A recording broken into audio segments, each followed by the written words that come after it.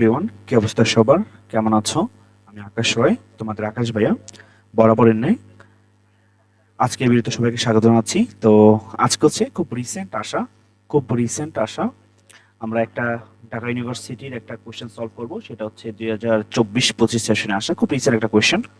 দেখো, তুমি যদি একাডেমিকের পড়া খুব সহজভাবে পড়ো এবং ম্যাথগুলো কত সহজে তুমি সলভ করতে পারো, এবং আমি তোমাদের একাডেমিক সেকশনে ফার্মগেট এবং মোহাম্মদপুর ব্রাঞ্চে নিয়ামক দ্বয়ের মধ্যবর্তী দ্রুত কনিক্সের ক্ষেত্রে, ঠিক আছে, যে কনিক্সের নিয়ামকের মধ্যবর্তী দ্রুত সূত্র তো পড়াইছি।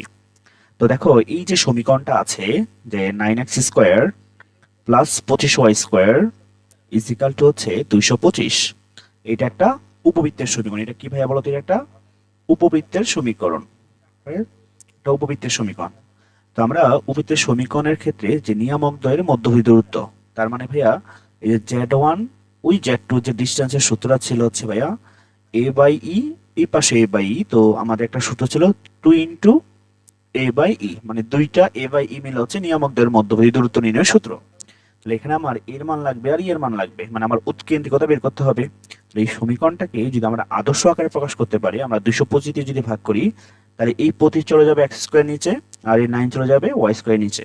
তাহলে এখানে হবে হচ্ছে তোমার x² / 25 প্লাস y²/9, আর এখানে হবে হচ্ছে 1, রাইট? 225 দিয়ে ভাগ করলে, তার মানে ভাইয়া এখানে এর মান হচ্ছে তোমার 5, আর বি এর মান হচ্ছে কত ভাইয়া বলো তো? 3, রাইট? কারণ আমাদের সমীকরণ ছিল x² / a² প্লাস y²/b²।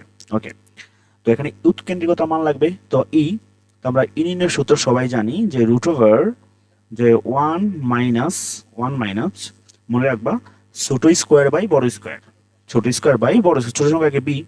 তো এটার সূত্র হচ্ছে b² / রাইট? তাহলে মানটা বসায় দাও তুমি এখানে, রুট ওভার যে 1 - b² মান হচ্ছে 9, আর স্কোয়ার মান হচ্ছে ভাই কত? 25, রাইট? তো তুমি এখানে যদি লসাগু করো, তাহলে রুট ওভার কত হবে? যে 25, দেন 25 - 9, উপর হচ্ছে 16। তো ক্যালকুলেশন করলে বা উপর রুট করে, তাহলে হবে ভাই 4/5, রাইট? সো এইবার তুমি হচ্ছে খুব সহজে তুমি হচ্ছে পেয়ে গেলা, তুমি হচ্ছে এর মানও পেয়ে গেলা।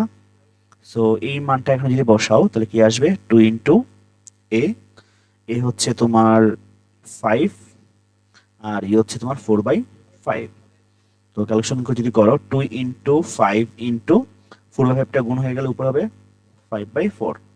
তো 2 × 2 হচ্ছে তোমার 4 হবে। সো আলটিমেটলি তুমি পালা যে 25/4, ঠিক আছে? সো এইটাই হচ্ছে আমার মেইন অপশন। এই অপশন কোথায় আছে? এই যে দেখো ভাই, এটা হচ্ছে অপশন এতে আছে। তো দেখছো কত সহজভাবে একাডেমিক থেকে তুমি যদি ভালোভাবে গোছায়া পড়ো, তাহলে খুব সহজ প্রশ্নগুলো ঢাকা ইউনিভার্সিটি এবং সবগুলো পাবলিক ইউনিভার্সিটি খুব সহজে তুমি হচ্ছে সলভ করতে পারবা। সো আশা করি ভিডিওটি ভালো লেগেছে। ভিডিওটি ভালো লাগলে অবশ্যই বন্ধুদের মাঝে শেয়ার করবে।